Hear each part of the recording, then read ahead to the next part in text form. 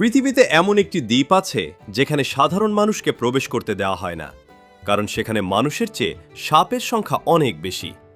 এই ভয়ঙ্কর জায়গাটির নাম হল ইলা দা কেইমাদা গ্রান্ডে, যা স্নেক আইল্যান্ড নামেই বেশি পরিচিত। এটি ব্রাজিলের উপকূল থেকে প্রায় ৩৫ কিলোমিটার দূরে অবস্থিত। ছোট এই দ্বীপটি বিশ্বের অন্যতম বিপজ্জনক স্থান হিসেবে পরিচিত, কারণ এখানে বাস করে হাজার হাজার বিষধর সাপ। এই দ্বীপের সবচেয়ে বিখ্যাত বাসিন্দা হল গোল্ডেন ল্যান্সহেড নামের এক বিরল প্রজাতির সাপ। পৃথিবীর আর কোথাও এই সাপ স্বাভাবিকভাবে পাওয়া যায় না। বিজ্ঞানীদের মতে হাজার হাজার বছর আগে সমুদ্রপৃষ্ঠের উচ্চতা বেড়ে যাওয়ার ফলে দ্বীপটি মূল ভূখণ্ড থেকে বিচ্ছিন্ন হয়ে যায়। এরপর সেখানে আটকে পড়া সাপগুলো আলাদা পরিবেশে বিবর্তিত হতে শুরু করে। খাবারের জন্য তাদের মূল ভরসা ছিল পরিযায়ী পাখি, তাই দ্রুত শিকার ধরার জন্য তাদের বিষ আরও শক্তিশালী হয়ে ওঠে।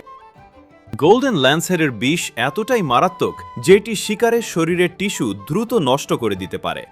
এই কারণে দ্বীপটিকে অত্যন্ত বিপজ্জনক বলে মনে করা হয়। স্থানীয় লোককাহিনীতে এমনও বলা হয় যে একসময় বাতিঘরের রক্ষক এবং তার পরিবার সাপের আক্রমণের শিকার হয়েছিল। যদিও এই গল্পের সম্পূর্ণ সত্যতা নিশ্চিত নয়, তবুও এটি স্নেক আইল্যান্ডকে আরও রহস্যময় করে তুলেছে। বর্তমানে ব্রাজিল সরকার সাধারণ মানুষের জন্য এই দ্বীপে প্রবেশ নিষিদ্ধ করেছে। শুধুমাত্র বিশেষ অনুমতি নিয়ে গবেষক ও বিজ্ঞানীরা সেখানে যেতে পারেন। এর কারণ শুধু মানুষের নিরাপত্তা নয়, বরং এই বিরল সাপের প্রজাতিকে সংরক্ষণ করাও। স্নেক আইল্যান্ড প্রমাণ করে যে প্রকৃতি কখনো কখনো এমন সব জায়গা তৈরি করে যা একই সঙ্গে বিস্ময়কর, রহস্যময় এবং ভয়ঙ্কর। হাজার হাজার বিষধর সাপে ভরা এই দ্বীপ আজও পৃথিবীর অন্যতম অদ্ভুত এবং আলোচিত স্থান।